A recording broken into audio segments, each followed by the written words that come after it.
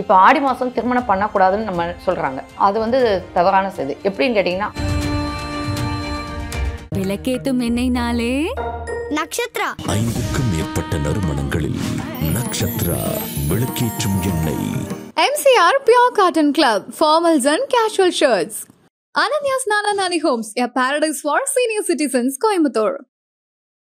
ஓம் முத்தியே பந்தபாச கௌமாரியே அணிமணி மகுட குருதி விருப்பாளே. ஆடி மாதம் பிறந்ததுமே வந்து முதல் தேதி அன்னைக்கு பார்த்தீங்கன்னா கறி வாங்கி கோழி வாங்கி கடா அதெல்லாம் வந்து பலி கொடுத்தும் செய்வாங்க. இல்லை நம்மளால் பலி கொடுக்க முடியலன்னு சொன்னால் அன்றைக்கி ஃபஸ்ட் நாள் வந்து நம்ம வந்து வீட்டில் சமையல் பண்ணி படையல் பண்ணி நம்ம முன்னோர்கள் நினச்சி இதெல்லாம் நம்ம அம்மனை நினச்சி ஒரு பெரிய விருந்தாக வச்சு படையல் பண்ணி சாமி கும்பிட்டு சாப்பிடுவாங்க. ஆனால் இப்போ பார்த்தீங்கன்னா அப்படிலாம் செய்கிறது கிடையாது. ஒரு உயிரை கொடுத்து நம்ம சாப்பிட்றதான்னு நினைக்கிறாங்க. அப்படி கிடையாது. அதுக்கு உயிர் கொடுக்குறோன்னு தான் நம்ம நினச்சி பலி கொடுத்து நம்ம படையல் பண்ணுறோம். மாரியம்மன் வந்து எளிமையான ஒரு தெய்வம். எப்படின்னு கேட்டிங்கன்னா, ஒரு முட்டை வச்சு கும்பிட்டுக்கலாம், ஒரு கூழ் சாதாரண ஒரு கூழ் வச்சு படையல் பண்ணி கும்பிட்டுக்கலாம். எப்படி கும்பிட்டாலும் அந்த மாரியம்மன் வந்து எளிமையாக வந்துடுவாங்க. ஆடிப்பட்டம் தேடி விதைன்னு சொல்கிறோம். இந்த ஆடிப்பட்டம் தேடி விதைங்கிறது நம்ம தேடி தேடி வச்சு அந்த விதைகளை சேமித்து வச்சு நல்லா விளைச்சல் வர வேணும்னு தான் சொல்கிறோம். அப்படிங்கும்போது நம்ம எப்படி வந்து மற்ற செயல்கள் வந்து நம்ம செய்யக்கூடாது அப்படி சொல்கிறோம். இப்போ ஆடி மாதம் திருமணம் பண்ணக்கூடாதுன்னு நம்ம சொல்கிறாங்க. அது வந்து தவறான செய்தி. எப்படின்னு கேட்டிங்கன்னா, அன்பு வணக்கங்கள். இன்று நம்முடன் 18 சித்தர் மட பீடத்திலிருந்து ராசராசீஸ்வரி அவர்கள் நம்மோடு இணைந்துள்ளார். வணக்கம். வணக்கம். ஆமாம், இப்போ ஆடி மாதம் அப்படின்னாலே பார்க்குறோம் நம்ம அம்மன் கோயில்கள்லாம் விசேஷம் நடக்குது. முதல்ல இந்த ஆடி மாதத்துக்குண்டிய சிறப்பு என்னம்மா? இப்போ ஆடி மாதம் சொல்கிறீங்க. ஆடி மாதத்தில் வந்து எல்லா அம்மனுக்கும் கூழ் காய்ச்சி ஊற்றுறாங்க.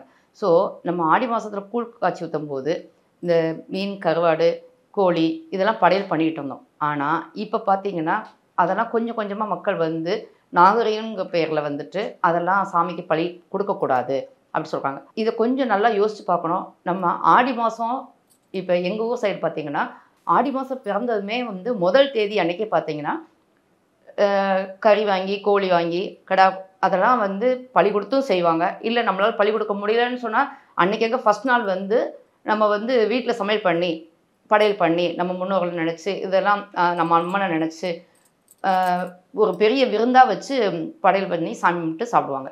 ஆனால் இப்போ பார்த்தீங்கன்னா அப்படிலாம் செய்கிறது கிடையாது. அதெல்லாம் பலி கொடுக்கக்கூடாது அப்படி சொல்லுவாங்க. பலி கொடுக்கக்கூடாதுன்னு ஏன் பலி கொடுக்கக்கூடாதுன்னு கொஞ்சமாவது யோசிக்கிறாங்களா? யோசிக்கலை. பலி கொடுக்கறது என்கிறது பாவம் என்று நினைக்கிறாங்க. அப்போ நம்ம வந்து ஒரு வெண்டைக்காய் கட் பண்ணுறோம், அரிசி விதையை அந்த நெல் விதையை கட் பண்ணி தான் நம்ம அரிசி சாதம் சாப்பிட்றோம். அப்படிங்கும்போது அதெல்லாம் அது உயிர் கிடையாதா? எல்லாமே உயிர் தான். இப்படி நினைக்கும் போது அந்த ஏன் அதை செய்யக்கூடாதுன்னு சொல்கிறாங்கன்னா, ஒரு உயிரை கொடுத்து நம்ம சாப்பிட்றதான்னு நினைக்கிறாங்க. அப்படி கிடையாது. அந்த உயிரை கொடுத்து அந்த இறைவனுக்கு படைச்சல் பண்ணி அந்த உயிருக்கான மறுபிறவி கொடுத்து சீக்கிரம் கிடைக்கணும் அப்படின்னு தான் நம்ம செய்கிறோம். ஸோ நம்ம வந்து அதை கொன்று சாப்பிட்றோன்னு நினைக்கக்கூடாது. அதுக்கு உயிர் கொடுக்குறோன்னு தான் நம்ம நினச்சி பலி கொடுத்து நம்ம படையல் பண்ணுறோம். நான் சமீபத்தில் ஒரு ஊர் போயிருந்தோம். அங்கே பார்த்தீங்கன்னா அந்த ஆடி மாதங்கிறத அவ்வளோ பெருமையாக கொண்டாடுறாங்க. எப்படி கொண்டாடுறாங்கன்னா, ஒரு வீடு எடுத்தால் அந்த வீட்டில் இருக்கிற சுற்று அவங்க சொந்த பந்தங்கள், அவங்க உறவினர்கள், நண்பர்கள் எல்லாத்தையும் கூட்டு வந்து வச்சுட்டு கோழி ஆடு மீன் இதெல்லாம் சும்மா சாதாரணம் கிடையாது. நீங்கள் நினைக்கிற மாதிரி கொஞ்சம் செஞ்சுட்டு அப்படிலாம் கிடையாது.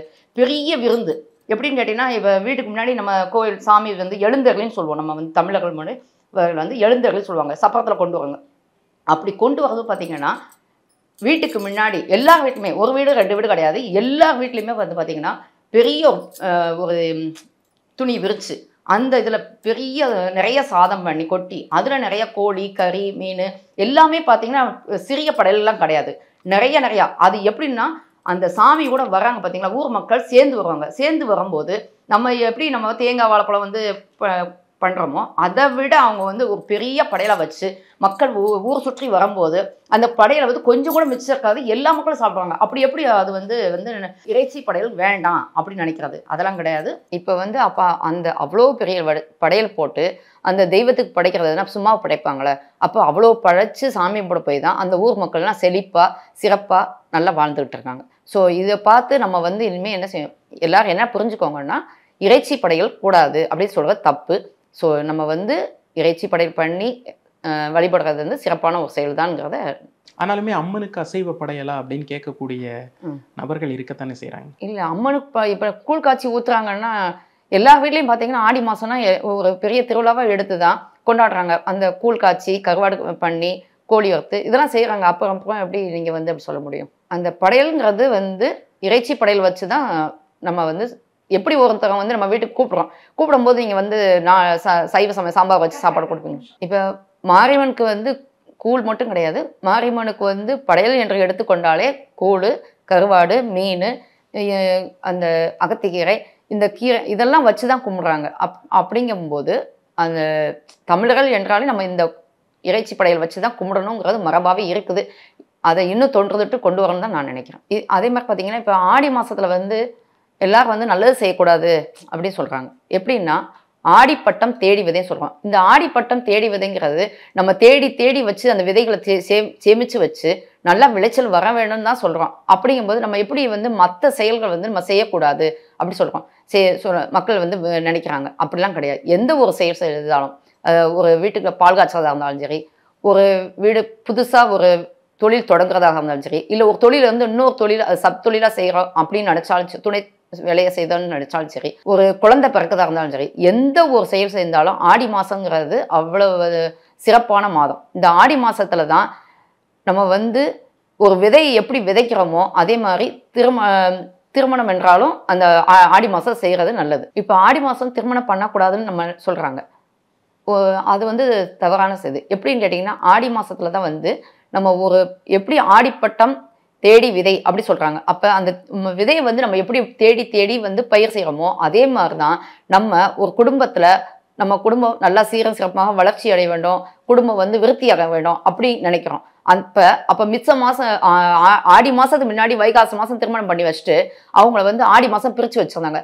அது பிரித்து வைக்கிறது வந்து எப்படின்னா இந்த நம்ம ஒரு வளர்ச்சி, நம்ம குடும்பம் வந்து வளர்ச்சி அடைய வேண்டும். அப்போ வந்து ஆடி மாதத்தில் வந்து நம்ம என்ன சொல்கிறதுனா இது எதுக்காக இந்த ஆடி மாதத்தில் சேர்த்து வைக்கக்கூடாது சொல்கிறாங்கன்னா சித்திரை மாதத்தில் குழந்தை இருக்கும். அப்போ இந்த சித்திரை மாதம் ஏன் வந்து பேசுகிறாங்கன்னா சித்திரை மாதத்தில் வந்து வெயில் காலம், அதனால தான் இந்த ஆடி மாதத்தில் கணவன் மணியை பிரித்து வைக்கிறாங்க. அப்போ அந்த சித்திரை மாதங்கிறது எப்போ இருந்ததுன்னா சித்திரை ஒரு 6 மாதம் பார்த்தீங்கன்னா சித்திரை, வைகாசி, ஆனி, ஆடி, இந்த காலத்தில் வந்து வெயில் அதிகமாக இருக்கும். அந்த ஒரு இதை வந்து தவறாக வந்து மக்கள்கிட்ட பரப்பி நம்மகிட்ட வந்து ஆடி மாதத்துலேருந்து பிரித்து வச்சுட்டாங்க. ஸோ நம்ம ஆடி மாதத்தில் வந்து நம்ம திருமணம் பண்ணலாம், ஒரு குழந்தை பிறக்கலாம், நம்ம புதுசாக ஒரு தொழில் செய்யலாம், புது வீடு மனை அந்த மாதிரி எது வெஞ்சாலும் சரி, ஒரு நிலம் வாங்குறதாலும் சரி, ஒரு வீடு கட்டுறதா இருந்தாலும் எது வேணாலும் சரி ஆடி மாதம் செய்கிறதுங்கிறது சிறப்பான ஒரு மாதம் தான். இப்போ வெயில காரணம் காட்டி அவங்க வந்து என்ன சொல்கிறாங்கன்னா சித்திரை மாதம் குழந்தை பிறக்கக்கூடாது சொல்கிறாங்க.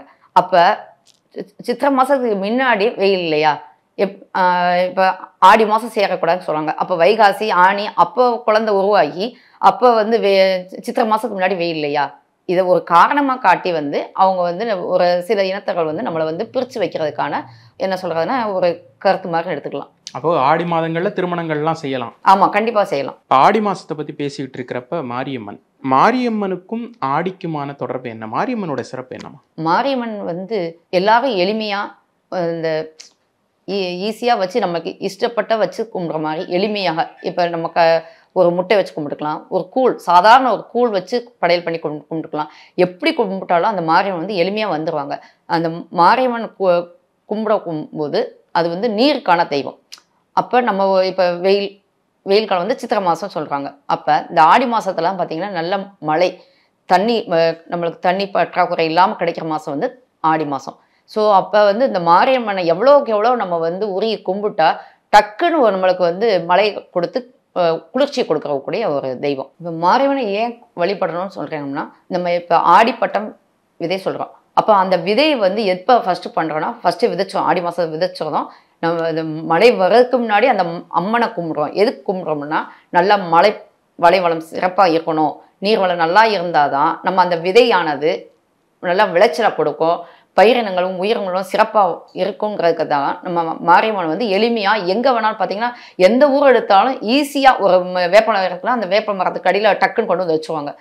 கும்பிட்டு வச்சு அந்த மக்கள் எல்லாரும் பார்த்தீங்கன்னா ஒரு பெண்கள்லாம் சேர்ந்து டக்குன்னு வந்து ஒரு கும்மி அடித்து ஒரு எளிமையாக ஒரு எப்படி ஒரு விநாயகர் சாமியை வந்து பிள்ளையாரை வந்து முக்கு வச்சுக்காம, அதே மாதிரி நம்ம மாரியம்மனை பார்த்தீங்கன்னா அங்கங்கே அவங்க ஒரு லேடிஸ் வந்து டக்குன்னு வச்சு ஒரு அம்மனுக்கு ஒரு புடவை கட்டி டக்குன்னு கும்பிட்ற மாதிரி எளிமையான தெய்வம் சொல்லலாம். மாரியம்மன் வந்து எளிமையான ஒரு தெய்வம். எப்படின்னு கேட்டிங்கன்னா, நம்ம வந்து ஒரு பெரிய கட்டடத்துக்குள்ளேயும் வச்சு கும்பிடலாம், வெட்டு வெளியிலையும் வச்சு கும்பிடலாம், இல்லை ஒரு சாதாரண மரத்துக்கடியிலையும் வச்சு எளிமையாக கும்பிடலாம். இது வந்து எல்லாரும் எளிமையாக கும்பிட்ற மாதிரி ஒரு பெண்களுக்கு எளிமையான ஒரு முறையில் கும்பிட்ற மாதிரி நம்ம எங்கே வேணாலும் அம்மனை கூப்பிட்டா வந்துடுவாங்க. மாரியம்மனுடைய சிறப்புகள்லாம் பற்றி சொன்னீங்க. இப்போ மாரியம்மனை வந்து வீட்டில் எளிமையாக வழிபடணும் அப்படின்னா அந்த வழிபாட்டு முறைன்னு ஏதாவது இருக்கா? இப்போ ஏதாவது ஒரு மந்திரங்கள் சொல்லி அந்த மாதிரி. இப்போ நாங்கள் வந்து இந்து வேத மகிழ்ச்சி இயக்கத்தில் வந்து இந்து வேத பாடசாலைன்னு வச்சுருக்காங்க. இந்த இந்து வேத பாடசாலையில் வந்து பெண்கள் வந்து கற்றுக்கலாம், எங்கள்கிட்ட தொடர்பு கொண்டு கற்றுக்கலாம். அதுக்கான மந்திரமும் நான் இப்போ ஓதுறேன். ஓம் குருவாழ்க.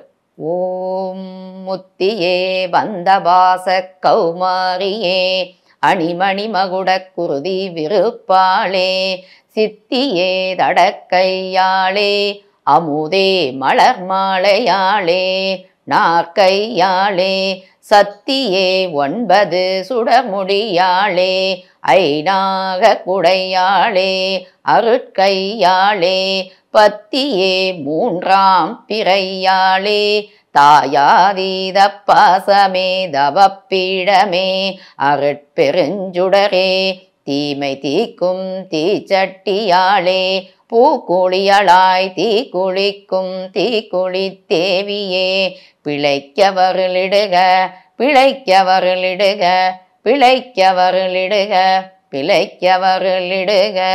ஓம் திருச்சிற்றம்பலம். ஓம். எங்கிட்ட வந்து மந்திரம் இந்த மாதிரி இருக்குது.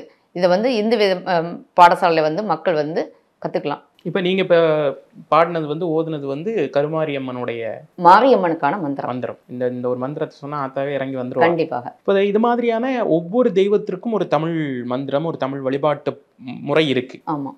இவ்வளோ நேரம் எங்களோட நிறைய விஷயங்கள் பகிர்ந்துக்கிட்டீங்க. ரொம்ப நன்றி. நன்றி. விளக்கேத்தும் எண்ணெய்னாலே நக்ஷத்ரா. 5க்கும் மேற்பட்ட நறுமணங்களில் நக்ஷத்ரா விளக்கேற்றும் எண்ணெய். MCR Pure Cotton Club, formals and casual shirts. Ananya's Nana Nani Homes, a paradise for senior citizens, Coimbatore.